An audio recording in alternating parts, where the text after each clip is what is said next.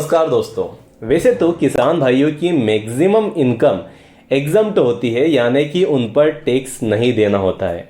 But सरकार द्वारा एक सेक्शन इंट्रोड्यूस किया गया था जिसके अनुसार यदि किसान भाई बैंक से कैश विड्रॉ करते हैं तो उनको भी टैक्स देना होगा।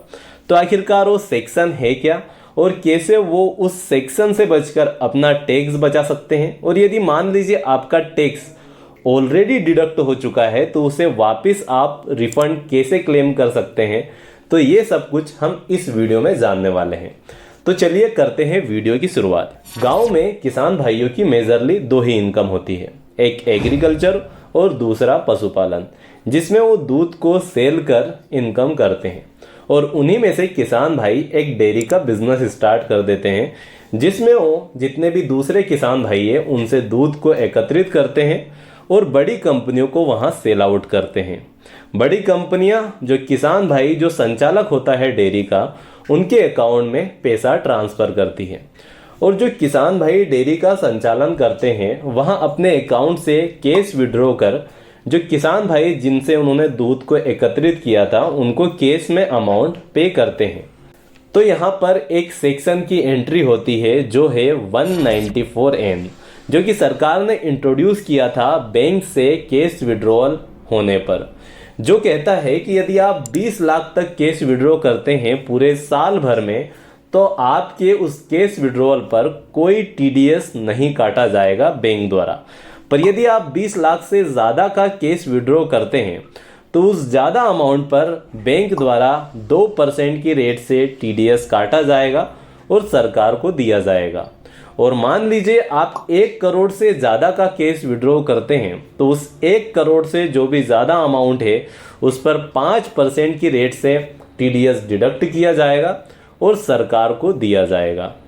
पर यहाँ पर यदि आप रेगुलरली आईटीआर फाइल करते हैं तो आप 1 करोड़ तक कैश विड्रॉ कर सकते हैं बिना टीडीएस डिडक्ट करवाए, यानी कि यहाँ पर आपको कोई भी टीडीएस डिडक्ट नहीं किया जाएगा। और यदि आप 1 करोड़ से ज़्यादा का कैश विड्रॉ करते हैं तो उस ज़्यादा अमाउंट पर आपको 2% की रेट से टीडीएस डिडक्ट किया जाएगा और बैंक वहाँ अमाउंट सरकार को दे देगी। तो ये 194N है, जो कि अधिकतर जो भी डेयरी संचालक होते हैं उनको इसका सामना करना पड़ता है, क्योंकि उनको कोई एग्जम्पशन देकर नहीं रखी गई है। और गांव में जो भी डेयरी संचालक होते हैं उनको मैक्सिमम पेमेंट जो है अपने जो भी पशुपालक है जो उनके यहाँ पर दूध लेकर आते हैं उनको पेमेंट कैश में ही करना होता है। इस कारण से उनका अधिकतर यहाँ सेक्शन अप्लाई होता है और उनका जो टीडीएस है वहाँ बैंक द्वारा डिडक्ट किया जाता है। अब देख लेते हैं इस सेक्शन से बचने के उपाय क्या हैं। सबसे पहला है आईटीआर फाइल करें। यदि आईटीआर फाइल करते हैं तो यदि आप साल भर में 1 करोड़ तक कैश विड्रॉ कर सकते हैं और उस पर बैंक द्वारा कोई टीडीएस डिडक्ट नहीं किया जाएगा। और आपने जो भी आईटीआर फाइल किए हैं वो अपने बैंक में जमा करवा सकते हैं ताकि वो आपका टीडीएस डिडक्ट ना करे 1 करोड़ तक के अमाउंट पर।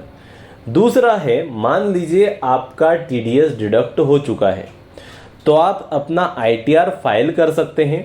उस आईटीआर के द्वारा अपनी एक्चुअल इनकम दिखा सकते हैं और जो भी बैंक ने आपका टीडीएस डिडक्ट किया है वहाँ उसके द्वारा आप रिफंड क्लेम कर सकते हैं, जो कि आपके बैंक अकाउंट में वापस हो जाएगा।